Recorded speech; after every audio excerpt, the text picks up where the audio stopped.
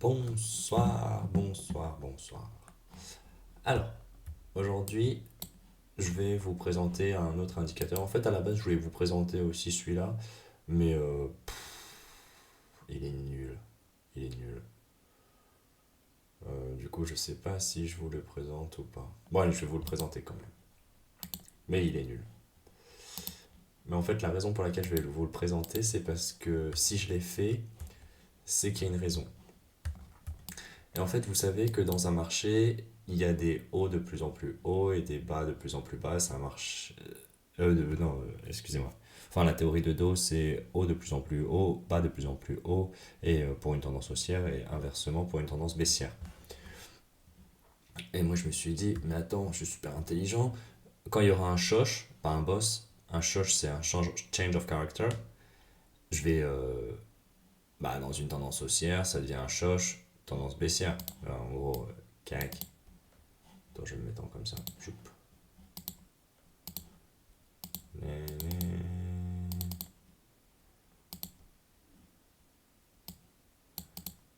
Hop, voilà.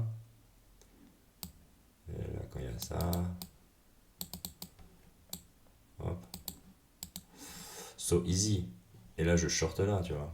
Normal.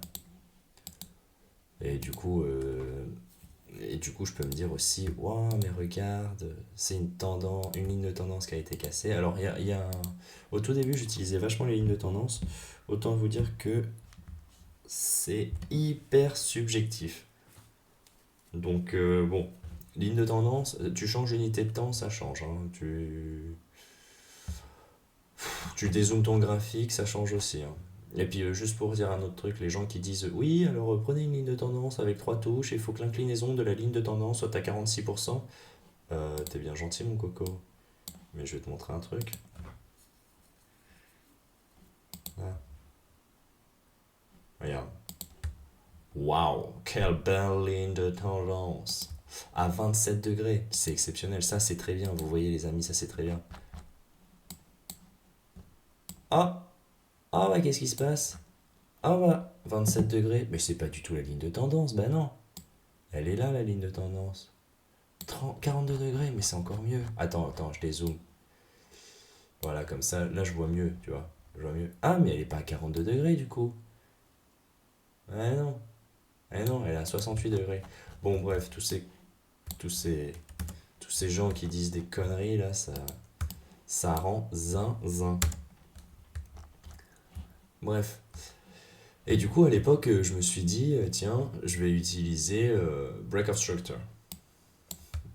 Donc, on va commencer là. Donc là, en gros, tu as les signes pour montrer les low high et les high low. Et quand il y a cassure d'un low high, c'est un changement de tendance. Donc, en gros, là, tu vois, tendance, hop, c'est cassé ici, là, tac, et bah c'est censé repartir à la hausse. Logique. Là, ici, high low, cassé, tac, c'est censé aller à la baisse. Bah oui, parce que là, on voit bien qu'il y a une petite ligne de tendance, tu vois. Alors là, on est en une minute, on se dit oui, c'est rien, machin et tout. Si je me mets en 10 secondes, en fait, tout est relatif. Et si je me mets en 10 secondes, des zooms, et bah, vous allez voir que. Alors pour se mettre en 10 secondes, faut le pack premium, je sais pas quoi. Enfin, il faut un pack spécial. Et là, tout d'un coup, vous vous dites, cette ligne de tendance est pas si mal. Mais attendez, cette ligne de tendance là est vachement mieux, parce qu'elle est plus longue. Donc normalement, ça marche mieux. Ah, bah ça va pas marcher. Et là, pourtant, ça a marché. Bon, ça déjà, c'est le premier point. Voilà, donc ça, c'est une explication pourquoi c'est des conneries. Mais j'étais fier de mon indicateur hein, quand je l'ai créé, hein. Oh là là, que j'étais fier. J'avais backtesté, mais comme je sais pas backtesté, bah, ça marche pas. Et en fait, c'est pas super logique. Mais bon, il y a quand même une certaine chose. Donc là, on aurait perdu. Là, on aurait gagné. Oui, parce que là, en gros, on a perdu. Tac. C'est en rouge. Donc là, on a perdu. Là, on a gagné. Ça casse. Tac. On short là. On met stop loss ici à 11 ticks. Ensuite 21. Ça fait x2 à peu près. Ou 22. On s'en fout. Là, ici, tac, on a gagné. Hop. Ouais, parce que d'abord, pour backtester une stratégie, en fait, il faut avoir un risque ratio de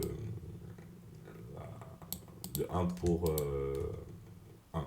10 pour 14. On a gagné.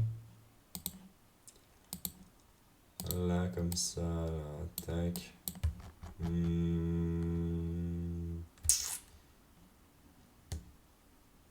Laisse-moi voir. 19 pour 14, c'est perdu ça. Hop.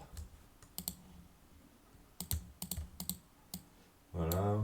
Bon, là, en gros, c'est gagnant. Là, c'est perdant. Là, c'est gagnant. Là, c'est gagnant. Là, c'est perdant. Là, c'est perdant. Là, c'est gagnant. Là, c'est gagnant. C'est perdant. C'est perdant. Enfin, c'est perdant, ouais. Là, c'est perdant. Là, c'est gagnant. Enfin, bref. Vous voyez? Et en fait, elle est pas. C'est pas logique, cette stratégie. Je sais pas si vous voyez où je veux en venir. Pourquoi un shosh, déjà, ça serait plus intéressant qu'un boss? Et surtout qu'un shosh, ça peut être un boss sur une autre unité de temps, on est d'accord. Donc bon. Le problème aussi, c'est que quand tu utilises ça, c'est que... Ah, regardez. Là, par exemple, il y a un short de malade mental. Là, c'est exceptionnel, celui-là. Il fait 87 ticks. 100 ticks, enfin bref. Pourquoi fallait shorter ici? Alors moi, pour vous dire, j'ai shorté là. Bon, j'ai shorté ici, c'est fort, bref. C'était la journée d'hier, on s'en fout. Et puis on s'en fout de ce que j'ai fait. Mais le problème ici, c'est qu'en fait, dès que tu changes d'unité de temps, bah, ça te met des autres signaux. Et c'est toujours ça le problème en fait. Le problème dans le trading, c'est que quand tu changes d'unité de temps, tu as des autres signaux, avec n'importe quel indicateur. Bon, alors les indicateurs, les oscillateurs, les indicateurs comme le RSI, stochastique, enfin les indicateurs bornés ou alors les moyennes sur le graphique, ou alors là c'est encore pire.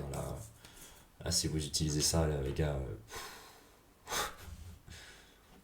je sais pas quel est votre taux de réussite, mais je pense pas que ça soit très exceptionnel. Parce que le problème, c'est que le RSI, tu le mets en 14, en 21, ça change.